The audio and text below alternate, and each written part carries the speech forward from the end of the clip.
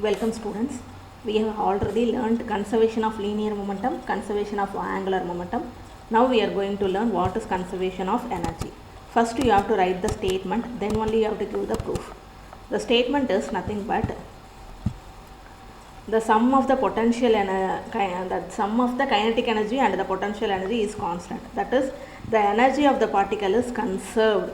This is the statement. So T, capital T denotes the kinetic energy and capital B denotes the potential energy. So here this is the statement actually. Statement is nothing but if the particle is acted upon by the forces which are conservative, we are going to deal only with the conservative forces. That is, if the forces are, when do you say that a force is conservative? This can be asked also in 2-mark question. The question is, when do you say that the system is conservative? So if the particle is acted upon the forces which are conservative, that is, if the forces are derived from the scalar potential energy function in the manner F vector is equal to minus del into V vector. This is the definition for conservative force. So we can say that the force is conservative if F vector is equal to minus del into V vector. Here you have to write what is del. Del is nothing but I vector into, you have learnt in vector calculus. In the second year paper, you have already learnt what is del. Del is nothing but I vector into dou by dou x plus j vector into dou by dou y plus j vector into dou by dou y, and the last term will be k vector into dou by dou z. This is del.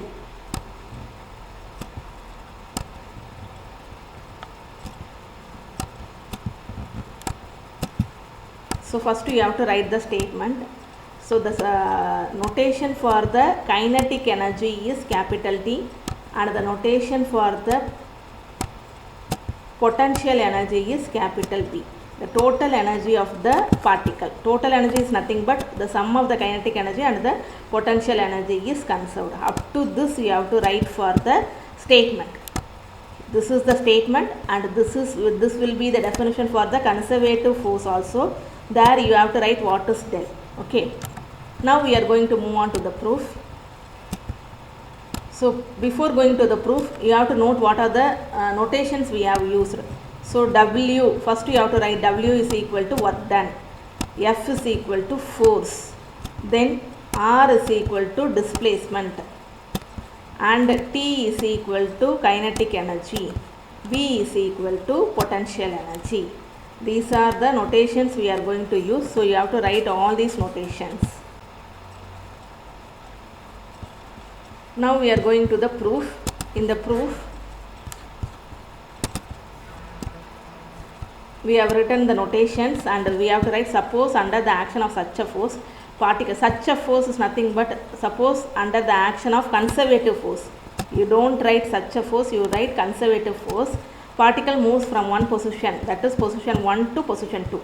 This is not integrating the number 1 to 2. It is nothing but the position 1 to position 2. For example, the position 1 will be OA vector and the position 2 will be OB vector. From one point to another point we are moving. So you should not consider this as the number 1 and 2. Position 1 to position 2, then the work done by the particle. It is nothing but the total work done is given by the summation. Summation is nothing but the integration. Integration 1 to 2, position 1 to position 2, F vector into dr vector. So these are all in bold letters. So these are all vectors. Okay. Then we know that F vector is nothing but dp vector by dt according to the Newton's second law. You have to write according to Newton's second law. According to Newton's second law you have to write. Okay. Then if the particle moves dr vector distance in dt with velocity r vector dot, here if you write r vector in bold, then it represents r vector. If there is a dot, it represents dr by dt, that is differentiation of r vector one times. So one dot represent one differentiation. If there is two dot, r dot dot, then it represent, the term is differentiated two times. Here if you watch there is a dot, so we are taking dr vector by dt. Then P is equal to, we know that linear momentum is equal to mass into velocity. Instead of velocity we can write r vector dot, because rate of change of displacement is the velocity. So r vector dot. Then and dr is nothing but, we know that dr vector by dt, dr by dt, you can use the vector symbol also. Dr by dt is nothing but the differentiation of r dot. So when dt comes to this side, it will become, when dt comes to this side, it will become dr vector is equal to r dot into dt. And we are writing the equation once again. Instead of P, I am substituting m into r vector dot. Instead of dr, I am substituting r vector dot into dt here. So you can write this as equation 1 and this as equation 2 and 2 and 3. So substitute the values of equation 2 and 3 in equation 1. So you have to write substituting the values of equation 2 and 3 in equation 1. So d by dt, r vector dot r vector, this is the scalar multiplication. When you multiply the same vectors, a vector dot a vector, it will become a vector square, that is a square. So r vector dot r vector will become r vector dot square according to the scalar multiplication. Then we know that dt and differentiation and integration get cancelled, and we are left only with 1 by 2 into m into r dot square. So here you have to write the kinetic energy is nothing but half mv square. This is the definition for the kinetic energy. You have to write kinetic energy is equal to T is equal to half into m into v square. Here v square can be replaced by r dot square also, because it is nothing but the velocity is nothing but r dot. So for the position 1 we will be getting T2 minus T1, because this is the position 1 and position 2. We have to substitute the upper integral first minus the lower integral. Therefore the value is T2 minus T1, where T2 and T1 denote the kinetic energy of the particle in positions 2 and 1. Further, so you mark this as equation 3, or you mark it as whatever number you have, 4 or 5.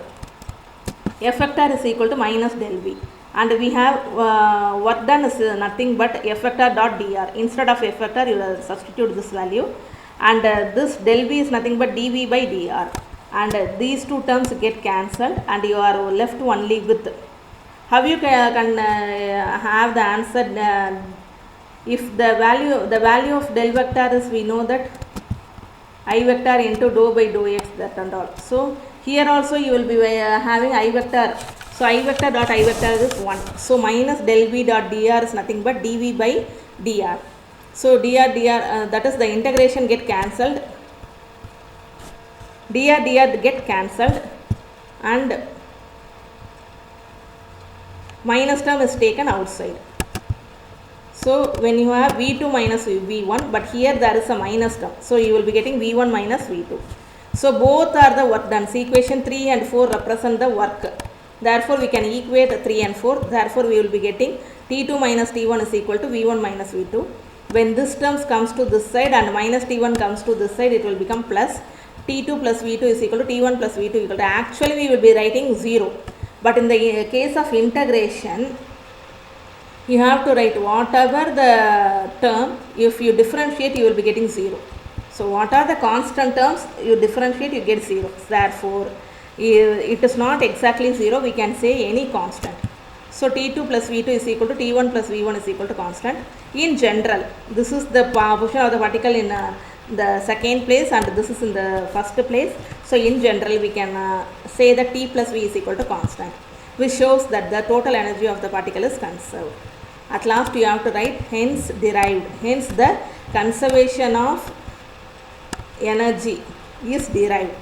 So you have to write hence the conservation of energy is derived. Thank you for watching.